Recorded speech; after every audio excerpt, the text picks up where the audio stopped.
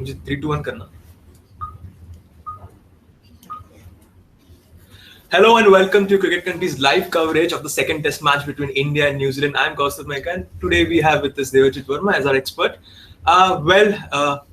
Session 1 of Day 2 belongs to India clearly, and it was Riddhiman Saha who stepped up yet again and added those crucial runs in the end. Yep, exactly. Yeah.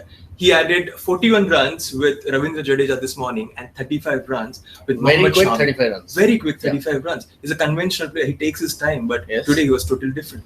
A local boy playing at his home ground, what do you expect? I mean, he knows the conditions, he knows the ground. He was brave enough to take a few blows on his body, and he was also audacious enough to dance down the wicket to hit big strokes in the air. Yeah. There was one stroke off Mitchell Santner over the cover for a boundary. There was a six as well, which brought his half, which helped him bring up his half century and take India past 300. So it was a very brave innings from Saha. Talking about New Zealand pacers, New Zealand captain Ross Taylor. Considering that Saha is a very good player of spin, should he have gone with all pace attack? He could have, but the fact is the fast bowlers were not able to get the wickets eventually, right? New Zealand had a pretty new ball this morning. Their bodies were fresh coming from overnight stress, so they could have gone for an all-out attack against India, and that is probably what I think they tried doing by bowling a lot of the balls short and on the batsmen's bodies. But wicket-taking deliveries is something which they could not produce a lot. Even Ravindra Jadeja, I mean, he fell for going for a stroke. Same with Mohammad Shami. And Bhuvneshwar Kumar, for that matter, he made Mitchell Santner look good. Santner, in this particular innings, he batted really well. He played really well in the first test, but so far in this test at Kolkata, he has been having a very ordinary outing, is what you can say. Well, India was stuttering at 239 for 7, and it's these small sessions matter a lot. Do you think New Zealand lost the plot? They were ahead in the race, yes, no doubt. Do you think they lost the plot? New Zealand, I mean, you can say, because in the first test, India had a very good wicket to bat on. They could manage only 318, but they managed to win the test by close to 200 runs. Now, they're just 2 runs short. So the story is going exactly like the way it went in the first test. So New Zealand had the advantage. They had the plot in their favor.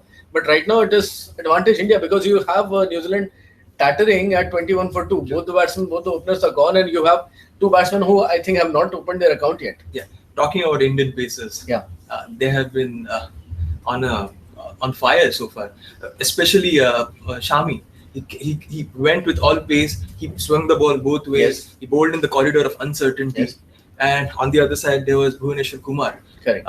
Same. They both swung the ball both ways. They stuck to the plan. They kept very simple. For that matter, Bhuvneshwar Kumar in his initial overs was a little wavered, because there were 2 boundaries in the first over.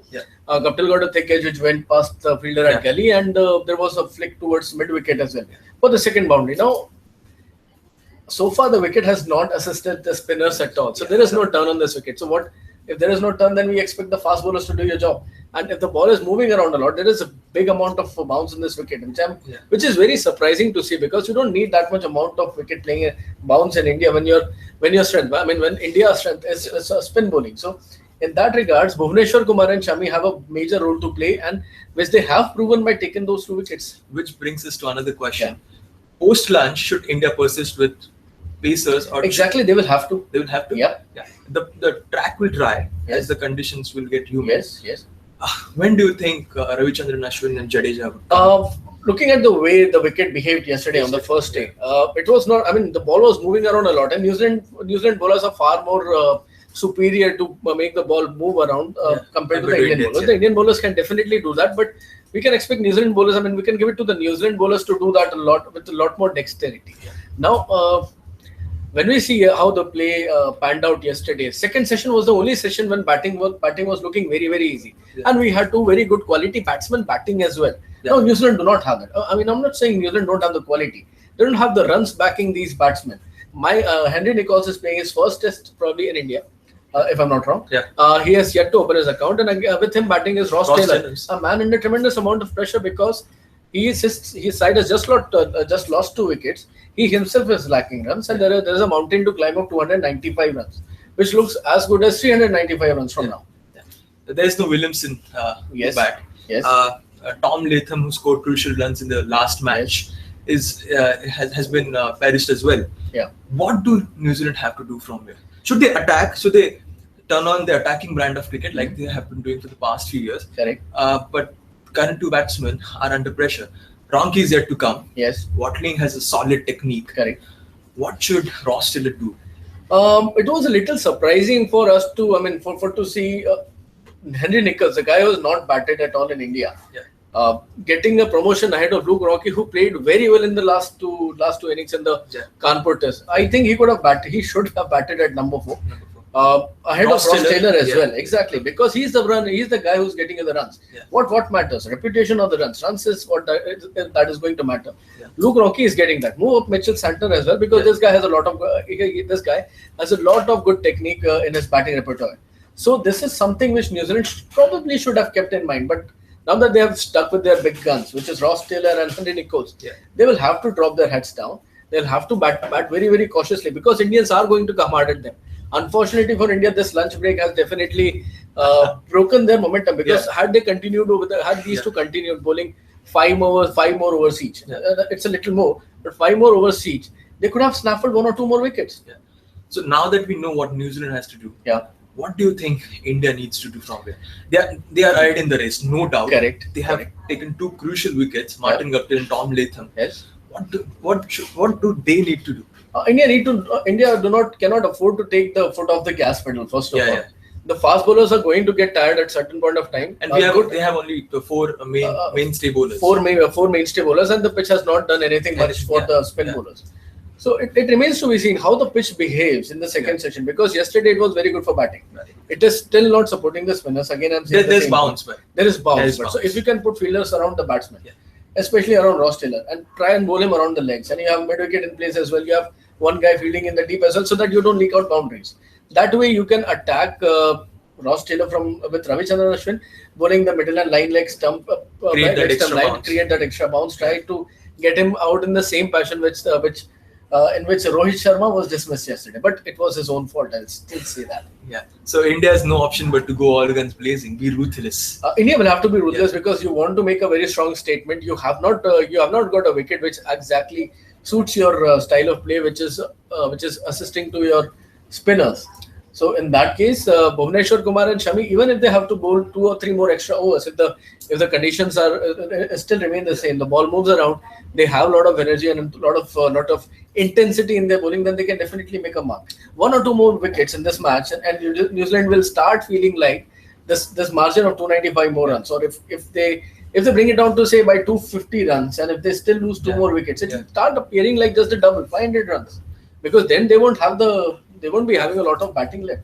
It will all come down to Luke Rocky and Mitchell Santer, as it did in the last innings of the Kanpur Test. Well, Test cricket is all about winning those 1 or 2 sessions. Is this the second session of day 2 crucial? Will it decide the tone of the match? It cannot decide the tone of the match, because you cannot exactly arrive at a conclusion till the time both the teams have had 1 full innings each. And we'll have to see how much of a lead are New Zealand conceding or even taking against India. But to do that, they're trailing by close to 300 runs, which means you need to have 2 big centuries from the New Zealanders coming in. Because if you are taking a lead of 50 runs is not going to matter a lot, because we have a lot of time left in the Test match. The pitch is not deteriorating anytime soon. It's a sporting wicket as well. Exactly. It is Kanpur. It has offered everything to the pacers, spinners, batsmen as well. Yes, and in Kanpur, what we were expecting is the pitch was expected. It was being said that the pitch will turn from second day end onwards. So far, we have not heard anything or seen anything like this. So if it remains good for batting, for batsmen who pay respect, they put a price on their wicket and weather the storm. Look at Ridhiman Saha. If he knew that he had to dig in, if he knew he had to take India to 300, he would have had to do anything that it took, and he took the blows on the body. It was not needed, because why are you taking blows on the body when you're playing in India? If you're doing that on bouncy wickets in New Zealand or probably Australia, or on the seaming wickets where you don't expect, when you cannot anticipate a lot of the movement of the ball, then it makes sense. Look at how Dhoni batted in England 2014. He kept taking blows on the bodies. That is why he got the runs. But Ridhiman Saha was ready to go that extra mile to ensure India gets past 300, and which is why he should be given a lot of credit. Well, Indian batsmen have done their job. Yeah. Now the onus will be on the Indian bowlers. The fast bowlers, I'd say, The because fast bowlers. yes.